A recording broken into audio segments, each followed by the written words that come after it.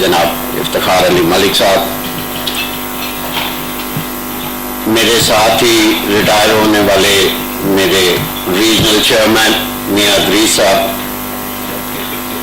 जनाब आफ्ताब बरलास साहब, हमीद अख्तर चड्ढा साहब, और इस वक्त की मौजूदगी में और ऑन एयर मैं चाहूँगा कि मेरे साथ आप सब मिलके हमारे नए आने वाले वाइस प्रेसिडेंट और ईसी मेंबर जनाब आमिर अता बाजवा साहब को भी मुबारकबाद दें। और इस वक्त मेरा ख्याल है उन्हें एक चीज़ ये समझ आ गई होगी कि जिस टेन्योर के बाद वो आ रहे हैं वो उन्हें कितना टफ टाइम मिलेगा।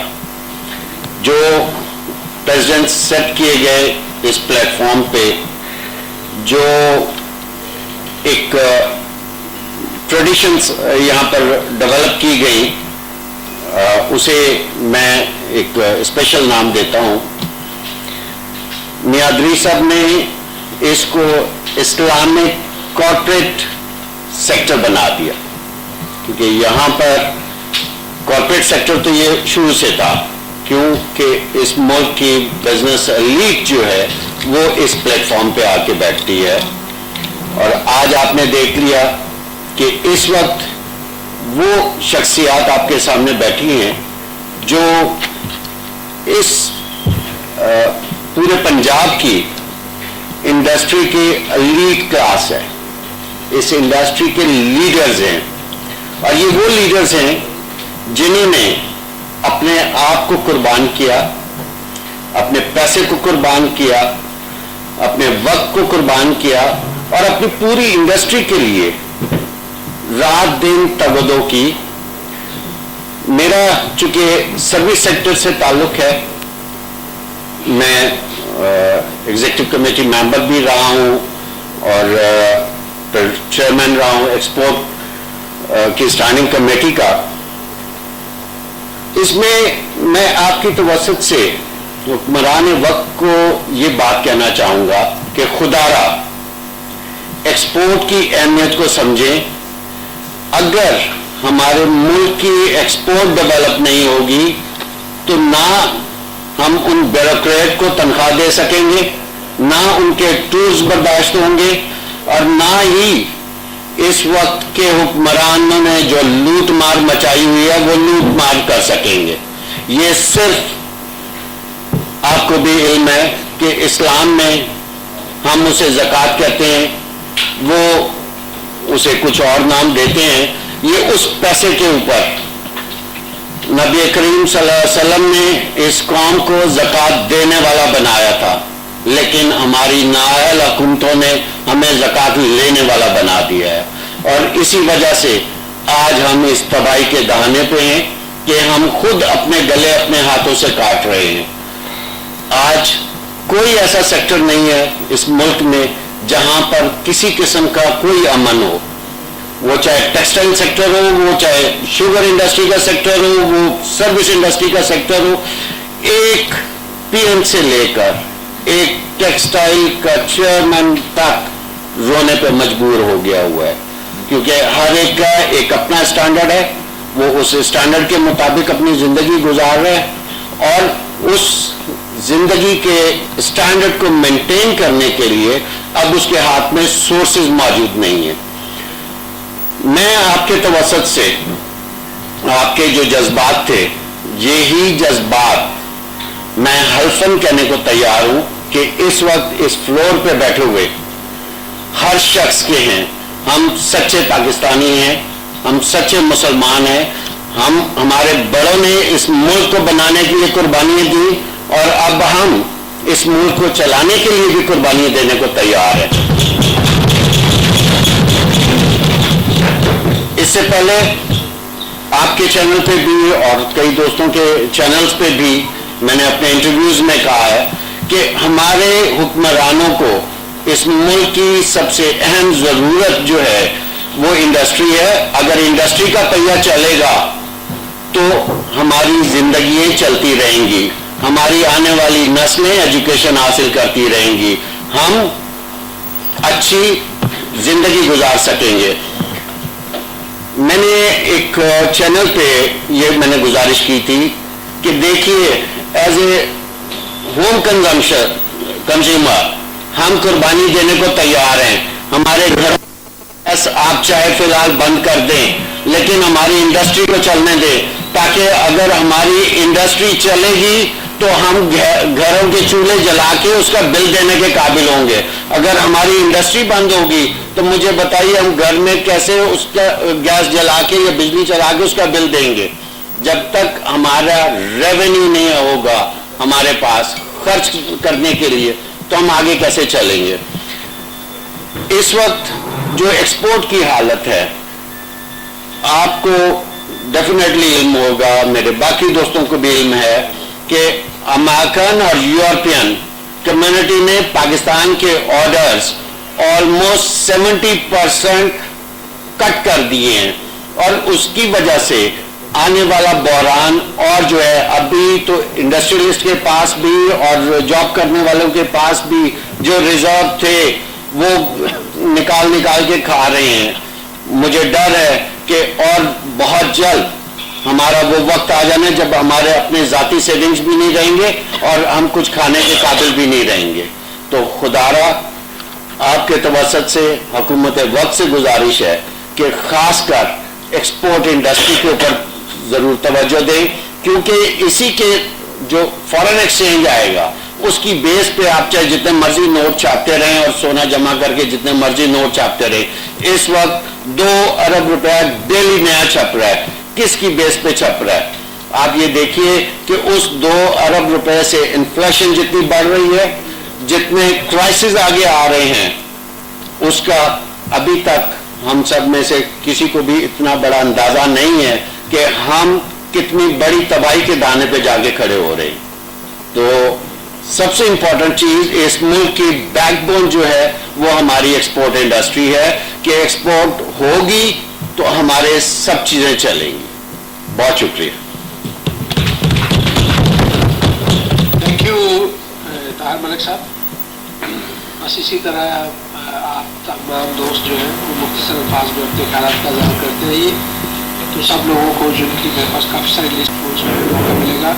اب میں جناب زاہد سعید صاحب جو کہ ہمارے ایکس پریزیڈنٹ ہیں Sangota chamber of commerce and industries, وہ اپنے خیالات کا اظہار کریں گے. اور میں یہ زاہد صاحب کو سن چکا ہوں, ماشاء اللہ یہ بھی بہت خوبصورت انداز میں اپنے جو فکر اور دل کی بات جو ہے وہ دوسروں تک پہنچاتے ہیں اس درد دل کے ساتھ مسائل اور معاملات میں, جس کا موضوع اور جس کا آج انوائرمنٹ ہمارے آج ٹریڈیشن دن صاحب ٹریڈیشن نہیں کیا لیکن میں تارا نہ لے کے آیا جس میں مجھے پتا تجھ کے دل میں دیکھنا چاہیے.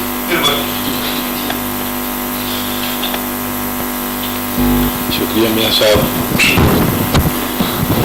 سب سے پہلے تو میں جناب خالد ملک صاحب کا دل کی عطا گرائیوں سے شکریہ ادا کروں گا کہ آپ نے ہماری گزارش کو پائے تکمیل پہنچایا, ہماری بات سنی اور سرگودا کو بھی فیڈریشن میں نمائندگی دی.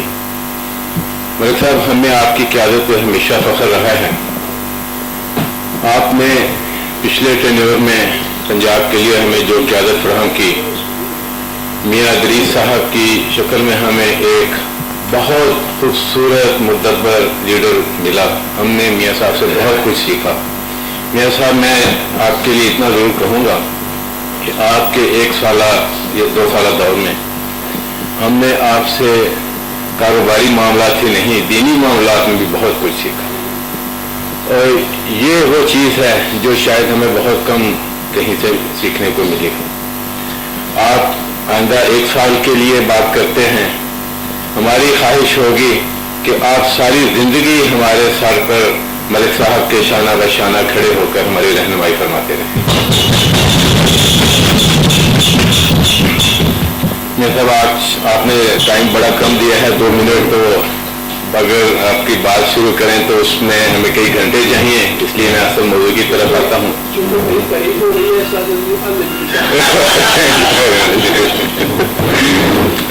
موضوع کی طرف آتے ہوئے میاں صاحب, آج ہمارا المیہ یہ ہے کہ جن حکمرانوں سے ہمیں واسطہ پڑا ہے، سوچنے کی بات یہ ہے جو ہمارے ایشوز، جو ہمارے مسائل، پرابلمس ہیں، کیا وہ ہمارے مسائل سننا بھی چاہتے ہیں، حل کرنا بھی چاہتے ہیں کہ نہیں؟ ہم تو گزشتہ 3 سال سے چیخ چیخ کر اب تھک چکے ہیں، ہماری آہو پکار کا تو اثر تک نہیں ہوتا، اور ہم آئندہ بھی جب تک ہمت ہے یہ ہماری چیخو پکار سے جاری رہے گی۔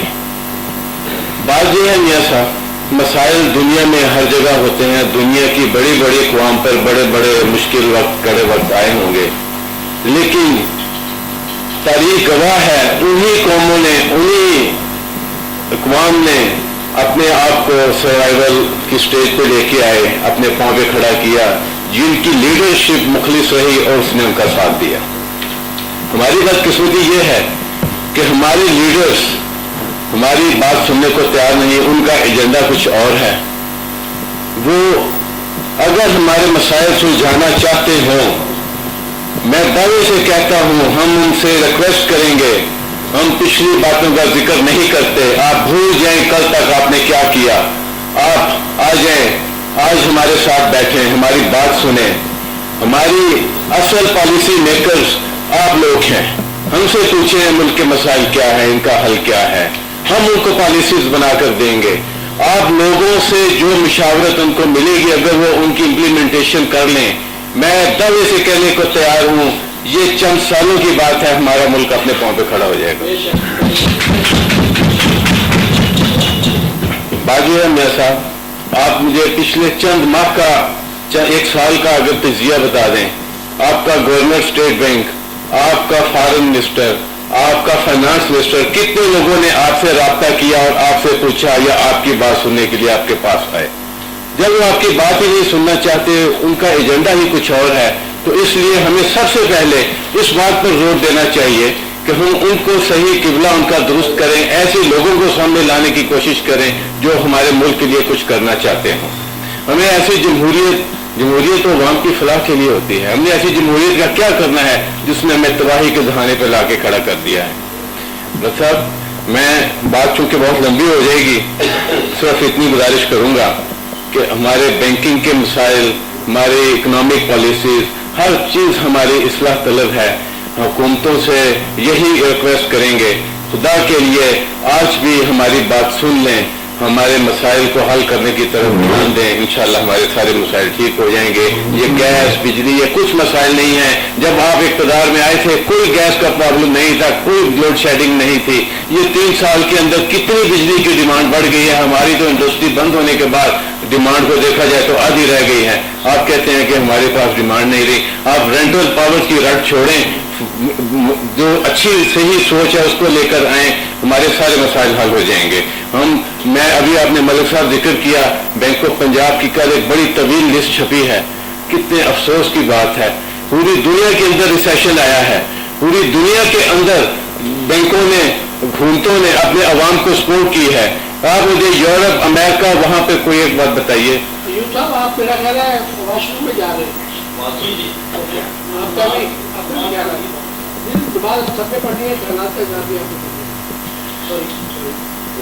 جی، میں بینکنگ کے حوالے سے بات کر رہا تھا کہ پوری دنیا کے اندر ریسیشن آیا، وہاں کی حکومتوں نے، وہاں کے بینکوں نے لوگوں سے کہا کہ آپ مارک اپ کو نہیں دے سکتے، اصل نہیں دے سکتے، اس لیول پہ لے آئے کہ جی آپ کتنی چھوٹ چاہتے ہیں، کوئی ایک بتائیں کسی کا گھر، کسی کی فیکٹری، کسی کی دکان پورے یورپ میں، امریکہ میں نیلام ہوئی ہو، یہاں پر حکومتیں، یہاں پہ ہمارے بینکوں کو پالا جا رہا ہے، ایک مخصوص مافیا کی لگتا ہے یہاں پر جو ہے حکومت جو ہے وہ لوٹ مار مچی ہوئی ہے، اس کو سپورٹ کیا جا رہا ہے، لوگوں کا نہیں سوچا جا رہا۔